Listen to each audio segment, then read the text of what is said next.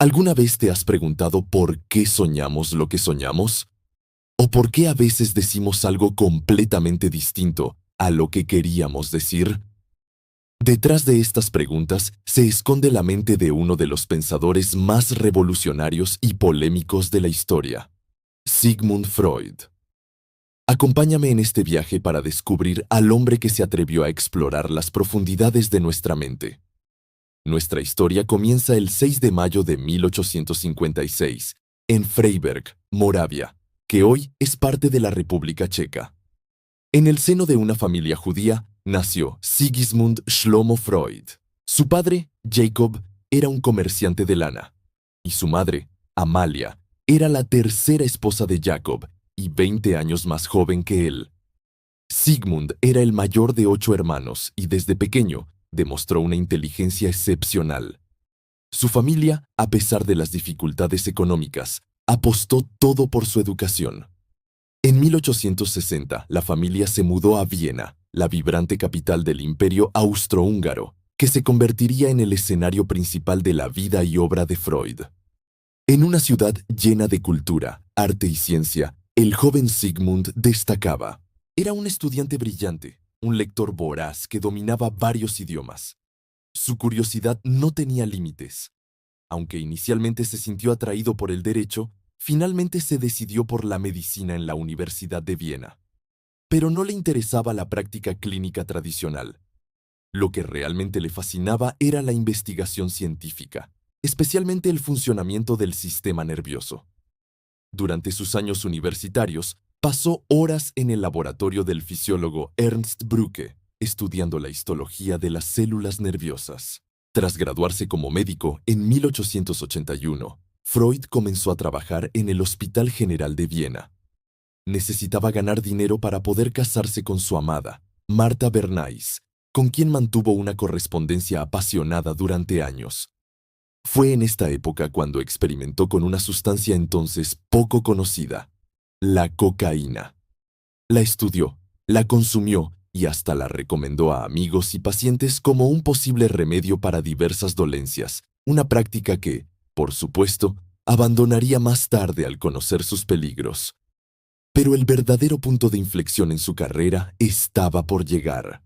En 1885, Freud consiguió una beca para estudiar en París con el famoso neurólogo Jean-Martin Charcot. En el Hospital de la Salpêtrière, Charcot trataba a pacientes con histeria, utilizando la hipnosis. Freud quedó fascinado al ver cómo los síntomas físicos, como parálisis o ceguera, podían aparecer y desaparecer bajo su gestión hipnótica. Esto lo convenció de algo radical. Las dolencias del cuerpo podían tener un origen puramente mental. De vuelta en Viena, Freud abrió su propia consulta como especialista en enfermedades nerviosas. Empezó a usar la hipnosis, siguiendo el ejemplo de Charcot, pero pronto se dio cuenta de sus limitaciones. No todos los pacientes eran hipnotizables y los resultados no siempre eran duraderos. Fue entonces cuando, colaborando con su colega y amigo Joseph Breuer, tropezó con un caso que cambiaría la historia de la psicología. El caso de Anna O. Esta paciente sufría de una serie de síntomas extraños mientras cuidaba a su padre enfermo. Breuer descubrió que, cuando Anna O hablaba de sus experiencias traumáticas bajo una especie de autohipnosis, sus síntomas mejoraban. Ella misma lo llamó la cura por el habla o limpieza de chimenea. Este caso fue la semilla de la que brotaría el psicoanálisis. Freud empezó a abandonar la hipnosis y a desarrollar una nueva técnica, la asociación libre. ¿En qué consistía? Simple pero revolucionario.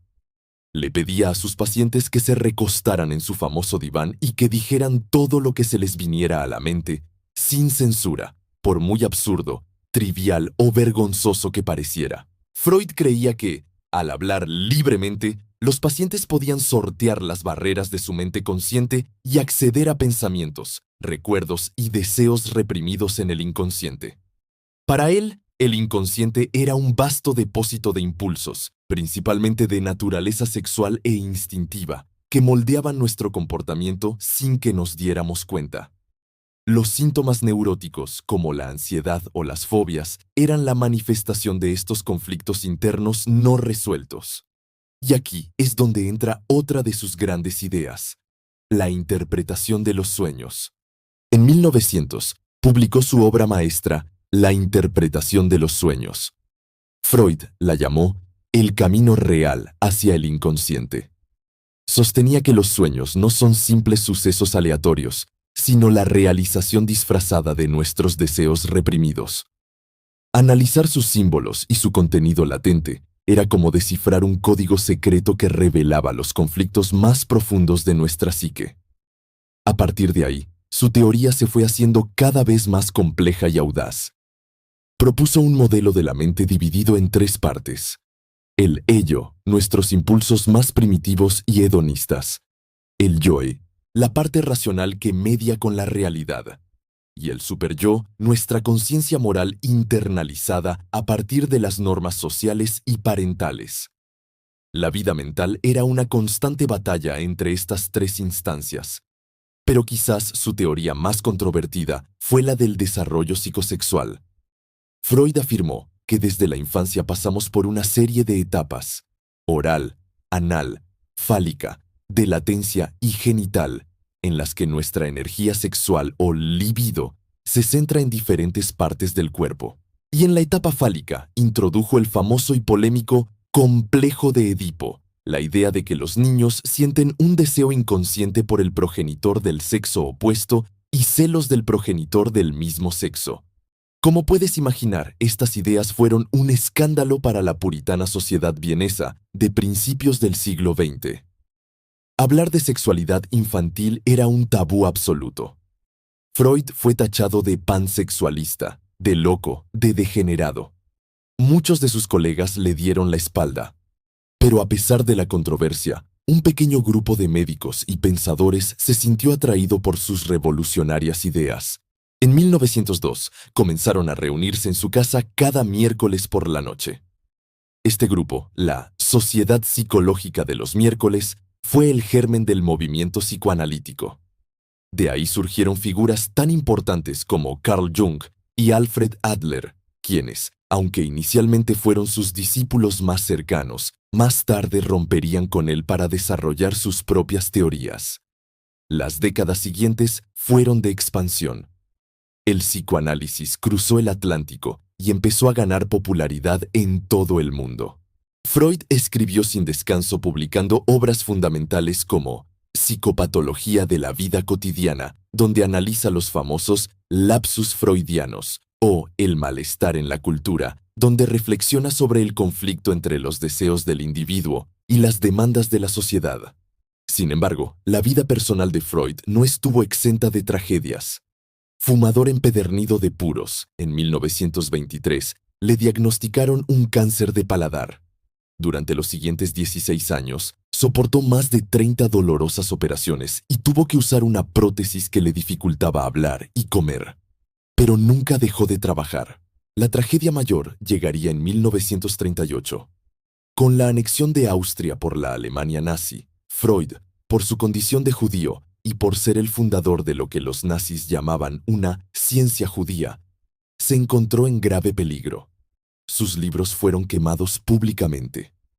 Gracias a la influencia de amigos y admiradores internacionales, como la princesa Marie Bonaparte, consiguió un permiso para abandonar Viena. Con 82 años y muy enfermo, se exilió en Londres junto a su familia.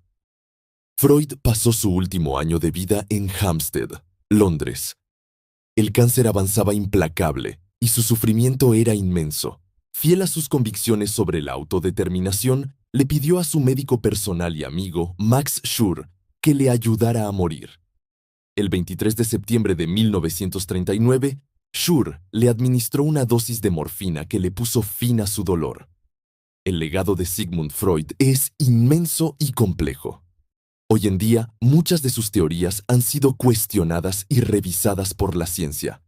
Se le critica su falta de rigor empírico, su enfoque excesivo en la sexualidad y su visión a veces misógina. Sin embargo, su impacto es innegable. Freud nos dio un nuevo lenguaje para hablar sobre nosotros mismos.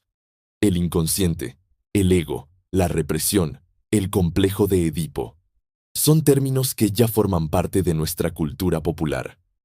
Cambió para siempre la forma en que entendemos la mente humana, la infancia, los sueños y la enfermedad mental. Abrió la puerta a la idea de que hablar de nuestros problemas puede ser curativo, sentando las bases de casi todas las formas de psicoterapia moderna. Fue un explorador valiente de los rincones más oscuros y desconocidos del alma humana. Un provocador que nos obligó a confrontar verdades incómodas sobre nosotros mismos. Amado u odiado, Sigmund Freud es, sin duda, una figura indispensable para comprender el siglo XX y, en definitiva, para comprendernos a nosotros mismos. Gracias por acompañarme en este recorrido por la vida de una mente tan fascinante. Si te ha gustado el video, no olvides darle a me gusta, compartirlo y suscribirte al canal para no perderte más historias sobre las mentes que cambiaron el mundo. Nos vemos en el próximo video.